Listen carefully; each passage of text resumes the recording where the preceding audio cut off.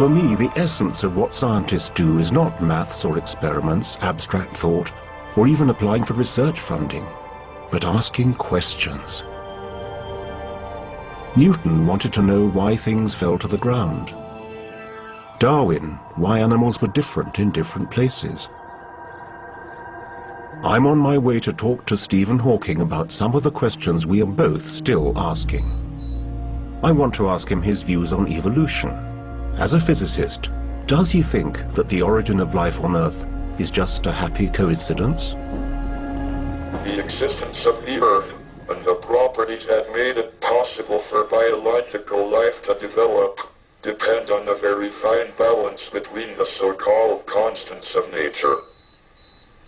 If they were more than slightly different, either planets like the Earth would not occur, or the chemical processes necessary for life would not take place. One might take this as evidence for a divine creator, but an alternative explanation is what is known as the multiverse. The idea is that there are many possible universes.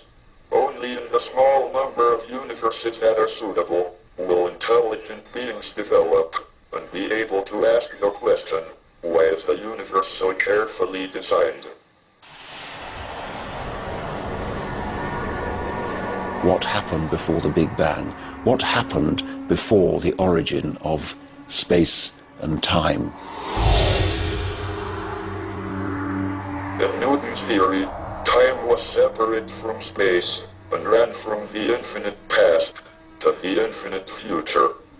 However, Newton's theory was superseded by Einstein's general theory of relativity. This allowed the beginning of the universe to be like the South Pole, with degrees of latitude playing the role of time. Asking for a time before the beginning would be like asking for a point south of the South Pole.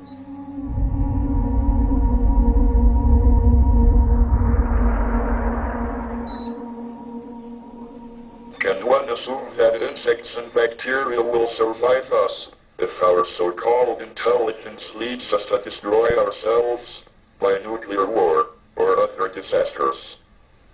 Yes, I think you've got an excellent point. We happen to survive by our intelligence, and so we think that's the way you should survive. But from a bird's point of view, say a swift, they would think that flying is the way you survive. Eyes are said to have evolved some 40 times independently. Flight has evolved 4 times independently. But it looks as though intelligence, at least verbal intelligence of our kind, has only evolved once.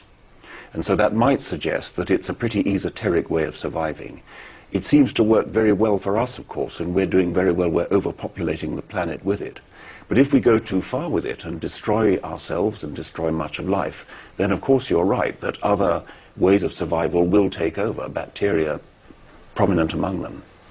One can't help asking, why are you so obsessed with God?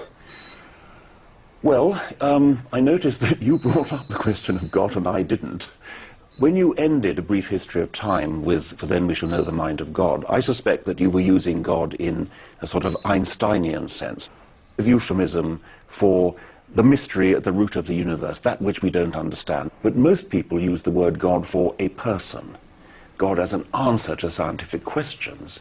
Then I think it is scientifically pernicious because it distracts people away from the hard work of answering scientific questions. It's just too easy to say, oh, God did it, therefore we don't need to answer the question. Looking to the future, do you think there will be scientific geniuses in a world of supercomputers? Our picture of the universe has been transformed by brilliant individuals like Newton and Einstein, who have made great leaps in the imagination. Computers cannot make such leaps, so I think there will be plenty more Newtons and Einsteins in the future. Thank you very much indeed. Thank you.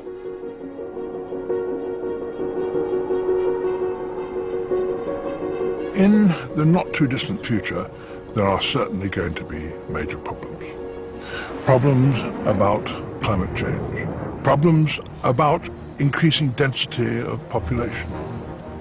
There will be a problem too about power. How are we to generate power?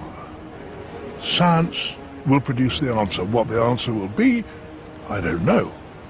But I'm perfectly certain that it is science that will find it for us.